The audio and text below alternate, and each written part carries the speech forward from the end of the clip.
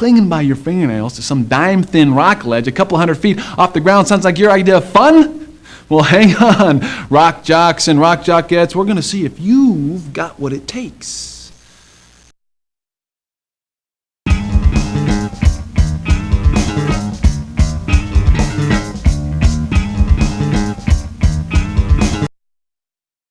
Dancing straight up rocks takes more than music, man. It takes muscle. I mean, when's the last time you did 50 pull-ups in a row?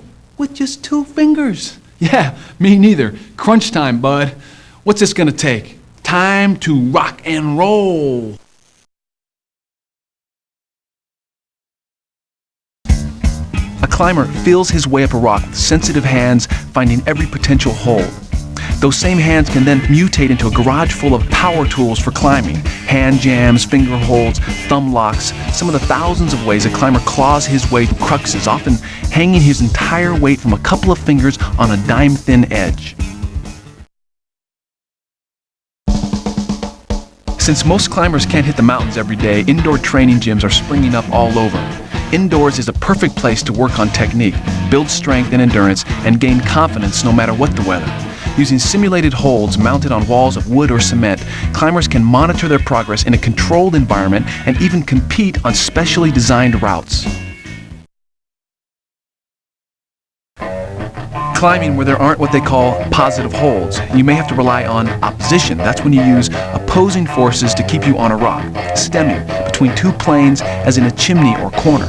Layback, where you pull with your hands and push with your feet. Even undercling, where the holds point down. Rock climbing takes an incredibly specialized body. The key is strength, not just brute strength, but the strength of a weightlifter combined with the grace of a ballet dancer.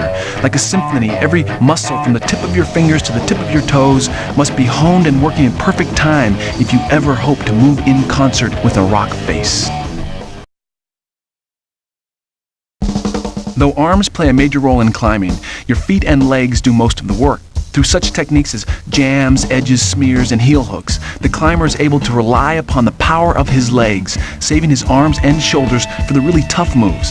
Like most worthwhile journeys, a trip up a rock face starts by putting your best foot forward.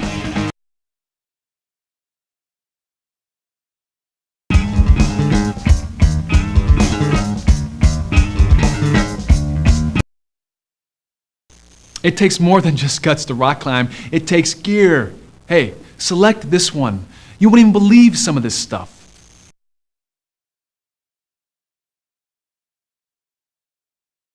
These are called nuts. Along with camming devices and pitons, they fall into the category of anchors or pieces of protection. It takes a lot of experience to place good pro, and the climber's life may depend on one of these little numbers when he falls. Made of lightweight alloys and super strong cable, nuts are jammed into accommodating cracks and imperfections in the rock. So that's why a lead climber keeps a variety of sizes on his rack. High-tech anchors for off-width cracks are camming devices. These gizmos contract when you pull back on the spring-loaded trigger and expand in the crack.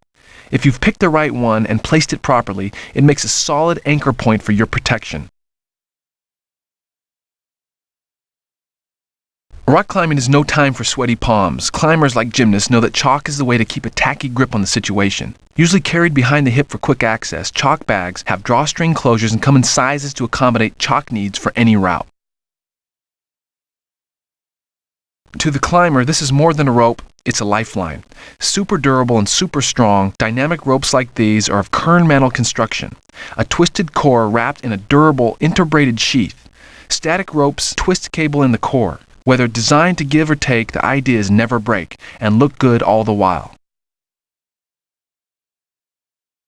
Lightweight and bomb-proof, these babies allow you to be a Spider-Man. The secret? The sticky rubber on the bottom and sides. These puppies form-fit to your feet like a second skin. Toe design alone is an art. Round, chiseled, asymmetrical, pointy low profile. Some shoes are better for cracks, others for indoor walls. They come in high top, low top, and slipper. Carabiners are versatile links used throughout the climbing chain. Aluminum alloy rings of various sizes and shapes, beaners have spring-loaded gates that allow climbers to clip in fast and secure. They can be oval to offset D, locking, screw type or standard, straight or bent gate. each ideally suited to a specific task. This functional combination of a couple of beaners and a Euro runner is called, among other things, an extension sling. It is a fast and sturdy way to place protection on a route that already has bolts in place. Snap into the bolt onto your rope, and you're on your way. It's the ultimate in sport climbing: minimum hassle, maximum fun, and easy cleanup. With features like buckling waist belts, adjustable leg loops, and movable loops for gear racks, there's a harness for every climber's needs. Some of the webbing used in construction is similar to the material used to make car seat belts, and these harnesses are just as effective at saving your bacon in an accident. When used properly, they can easily withstand the force of a fall, so buckle up.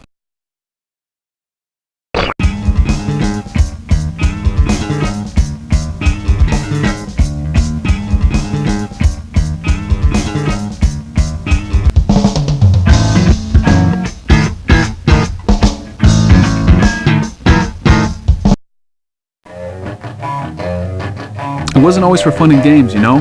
Prehistoric man didn't first start climbing because it's there. He climbed because he had to. Man has always been perfectly adapted for climbing. Mostly trees at first and cliffs later. Why? So he wouldn't get eaten. Climbing was man's original survival tactic, his great escape from the wild beast. Think about it. Sure, but every time someone climbs up a cliff, or even up a tree for that matter, the skill it takes can be traced all the way back to the time when our ancestors were running around hunting, trying their best not to get hunted.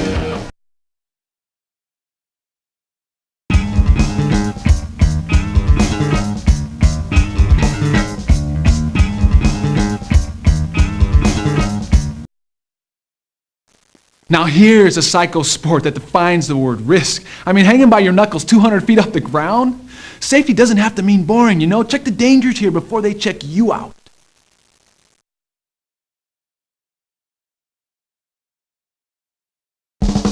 Rock climbing is all about exposure to the elements. The people who climb these walls are at the mercy of wind, heat, cold, and changing weather. And that can mean big danger when you're hanging off the face with no shelter. It doesn't take long for hypothermia to sap your strength, so plan ahead. Bring the right clothes and always have an escape route. Don't get left out in the cold. For the climber, fear is the ultimate enemy. You've got to take control. Lose it and you're what climbers call gripped, paralyzed with fear, affecting judgment, strength, and safety. Some climbers use yoga techniques and deep breathing to regain control of their minds and bodies. Remember, don't climb past your limits. Respect fear, know it well, and don't let it take you by surprise.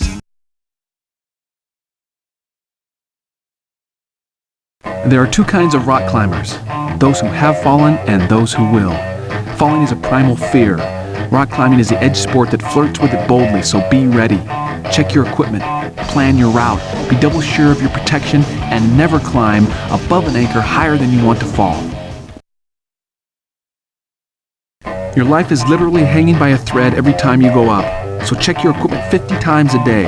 The rock environment is the toughest there is. It doesn't take long to wear down a rope or fatigue a harness or crack a carabiner. The rule of thumb is to treat your equipment as if your life depended on it. It does. Rock! It's not just what you climb, it's what you yell when you kick loose some rubble, when a hold flakes off in your fist, or when erosion decides to spoil your outing. A helmet can come in handy, but communication between you and your belayer is the only way to guarantee someone is on the other end of your rope when the walls come tumbling down.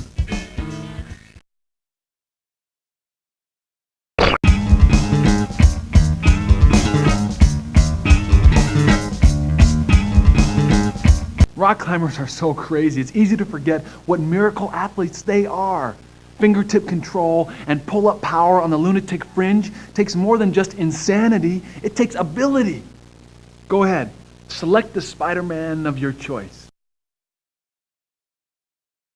If a climber decides to risk his life, then it becomes dangerous. If he decides to be safe, then it is more safe than actually driving to the cliff. So a lot of people think that climbers are crazy. We spend 98% of our time with ropes as a safety factor, thereby exceeding our gymnastic high points. And we only spend 2% of our time actually risking our life. And in this case, that'll prove to the people down below that we are kind of crazy.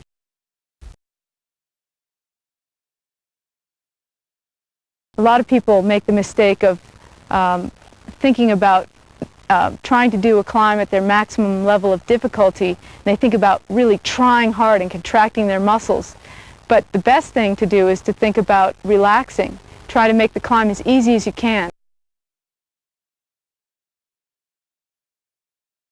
You find that you're fighting the whole way to keep your feet on the wall, and you end up maybe flipping up and underclinging or maybe shooting a foot over your head, and it's basically anything you can do to maintain 4-point contact on the rock.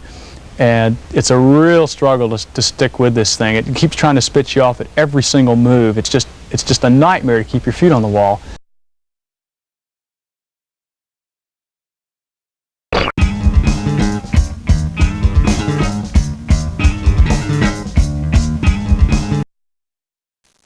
Just say go. You ready? Unreal. This is it. Your big chance, off and running, doing it. It's all up to you, this one, man. Make it happen or make it hurt. Good luck. Going up? I hope so, and I hope you've got what it takes. You've just approached a wall. It looks good. Now what?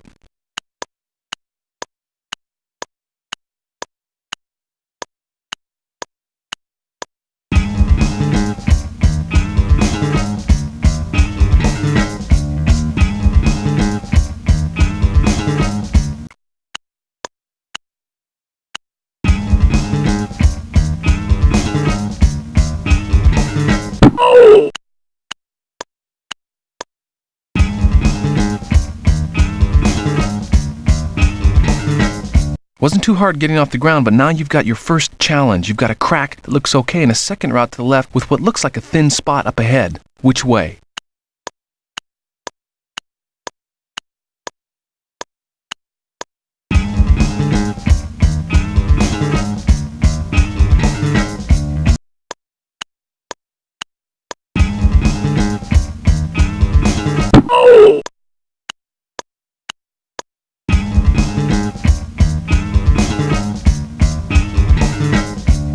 All right, you're looking for a start to this wall, looking for clues. Can you solve the granite puzzle?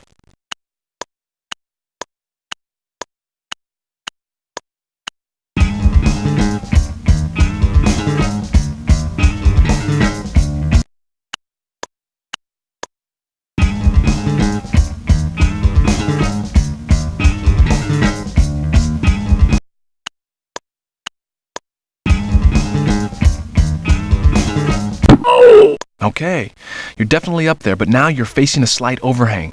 Couple of ways to go here. One bad move and you peel. Think about it.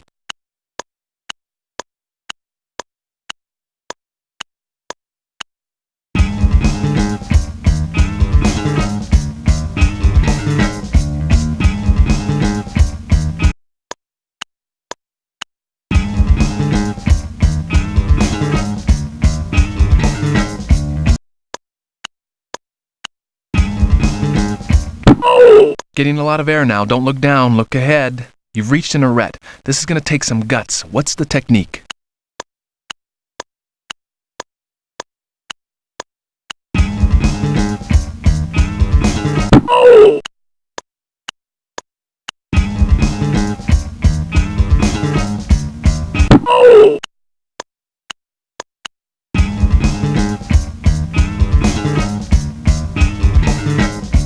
Time to set your protection. You have a small crack and a small nubbin.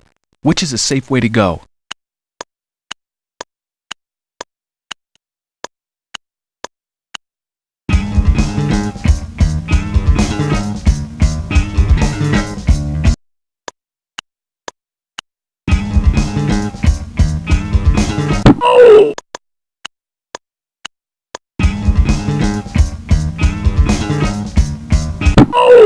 Three choices here, very simple, but the consequences could be very complex. It's all about knowing your numbers. All right, you've climbed 15 feet above your last protection. You're about to fall. How many feet are you going to fall?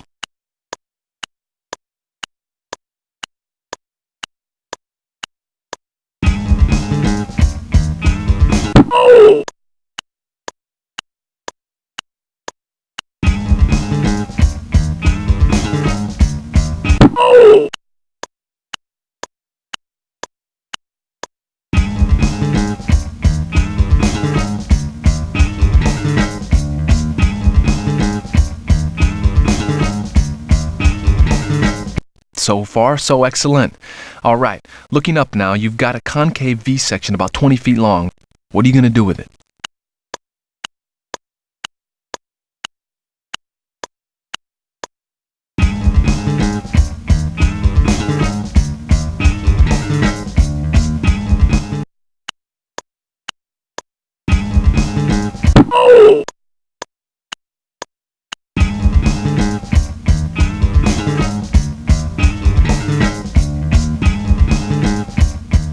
At last, the top is in sight. One last push and you've got it.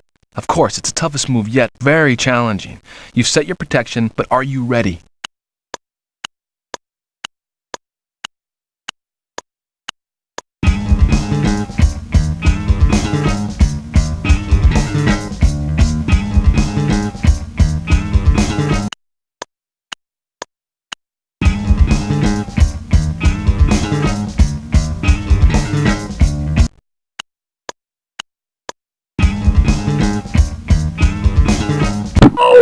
Save the best for last. This is going to take all you've got. You come over the edge of a roof. You've got good handhold, but you can't see your feet. Strength is running out fast. Gotta make a move.